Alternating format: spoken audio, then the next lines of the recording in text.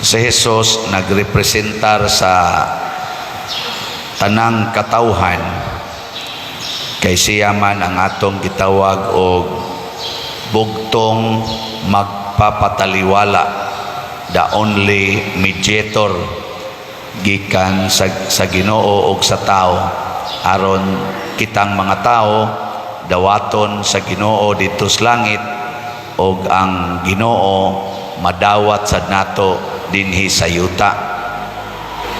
Kamo karon nidawat na ba mos Ginoo? Dawat. Kinsa dinhi ang tinuod nga midawat sa Ginoo ta sa kamot? Dawat. Maayo kay ang uban wa mo pataas. Kinsa may unang midawat sa Ginoo mao si Maria ug si Jose. Kay sila man gyud maoy nahimong ginikanan. Nya ang sunod dayon si Simeon. Nya do na pag ginisumpay ani katong propeta nga nganlag ana. Sila maoy midawat sa Ginoo.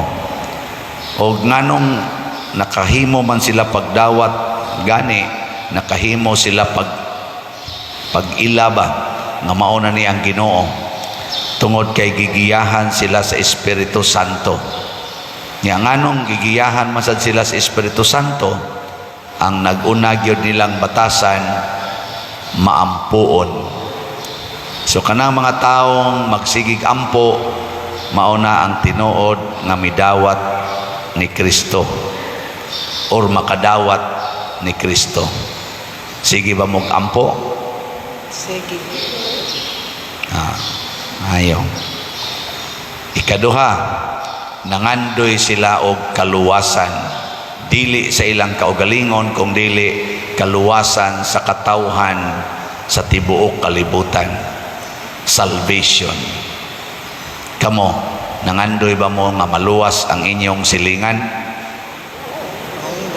Kinsa dinhi ang kanunay nagampo nga akong silingan maluwas unta ta sa kamot? Ayaw pamakak. Maayo. So mao sad na ang gipangandoy ni Simeon, mao sad na gipangandoy ni Maria og ni Jose. Kay gani nagduda si Maria sa dihang giingnan siyang magmabdos ka, pero ang gigamit niya pos anghel maoning bataa ang muluwas sa katawhan sa Israel. Si San Jose sad ni aksyog biya gisultihan gyapon magmabdos siya og bata og mahimo siyang Emmanuel og nganli siya Jesus. Jesus pasabot ang Ginoo nagluwas sa iyang katawhan.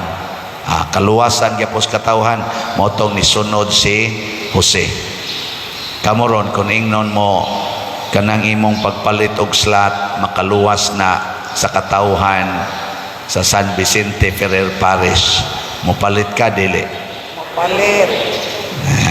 So kang sulti niya nganong gamay pa maning atong halin. Bita dako-dako na atong halin karon kay niabot na og 18,802 slots. Pakpak. Mayon tag karong Domingo moabot na ni og 20,000. Kay haron mapaspasan na natog trabaho ang atong kumbinto. Sugod na matong kumbintog trabaho. So mo na kaluwasan sama ni Kristo, sama ni Jose, ni Maria og ni Simeon og uban pa, mahimo sad tang mga kahayag mao to nga ang atong kandila gidagkutan dito sa may pultahan nga nagprosesyon ta dinhi nga nagdag kandila. Pasabot ana kita na karon ang konkreto nga mga kahayag sa kalibutan. Gilingi ay mong tupad. Ingna, congratulations, ikaw na ang kahayag sa kalibutan. Sige, ingna. Wagin mulingi ang uban. Wa man gani mo kasabot kung kahayag ba mo sa kalibutan, no? kada gid nato bunyag naa gid ng kandila, part gid na sa normal nga pagbunyag kana gyung kandila sa ato sad nga simbahan.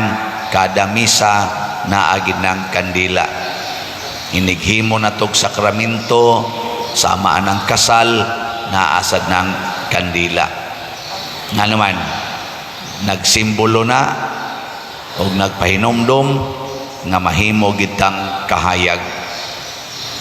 Ang atong unang pagbasa naghisgot nga umaabot na ang adlaw diin ipadala ang iyang sinugo niya. Niingon dayon diri, hinluan niya ang mga pari ingon sa pagputli sa plata ug bulawan. Anong pari may giuna din hisgot? Wa man ingon katawhan.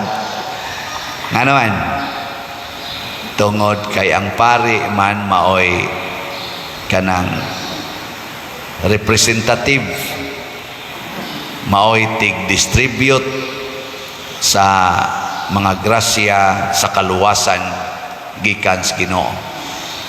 Sa ilang panahon sa mga libita nga pari, ang trabaho sa pari adto ra gid nas templo. Di na siya manginabuhi, di na siya mag-uma, di na siya mangantrabaho. Ang iya ang pag-atimas templo tig-distribute sa kaluwasan sa mga bahandi nga espirituhanon. Hangtod karon mausad na among primary kaning job dinhis kalibutan ang pag-distribute sa kaluwasan. Pero mangulikta sad mi. Mangulikta kay unsa may among i-distribute ug way makulikta. No. Muna kamo sad kita tanan nagibunyagan do naman tay gitawag og common priesthood. Mao na ang ato sang buhat kamo mang-distribute sad mo na dinis misa symbolic na atay offering. Offer ba nga na bang ihog sa sibot, no?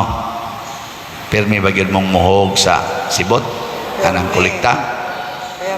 Kana nakabuhat na mo sa inyong pagkapari. Unya doon na sa tay trabaho sa pagkahari.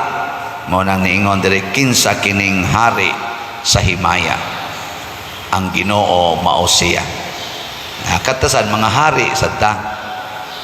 Ang sa may trabaho sa hari magsigi og higugma sa iyang katawhan.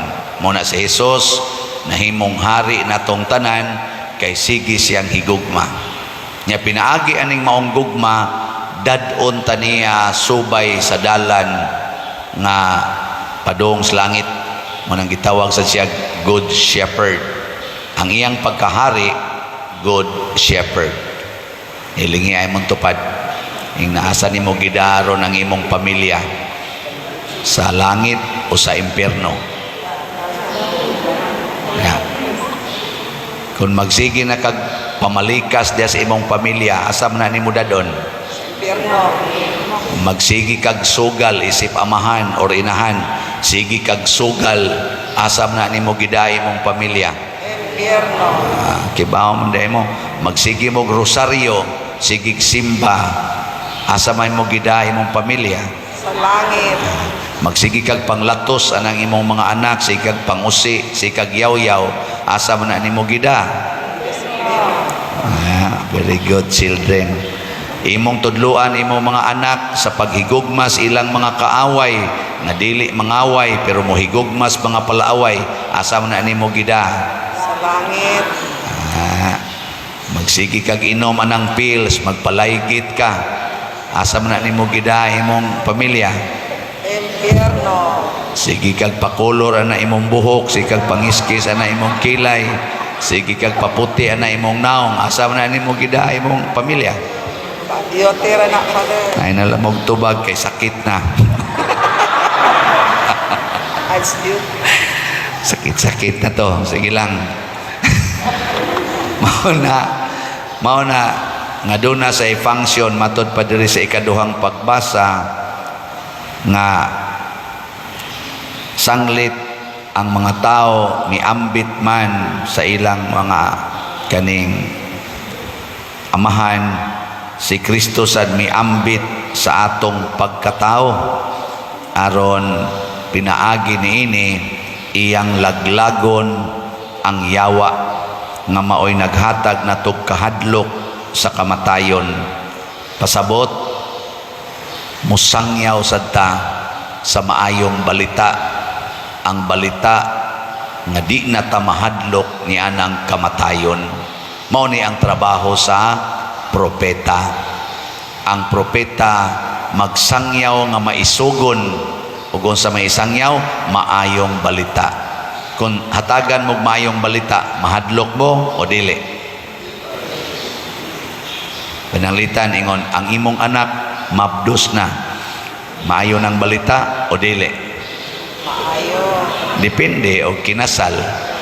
Unya kay high school pa man, mabdos na, maayong balita o dili? Maayo.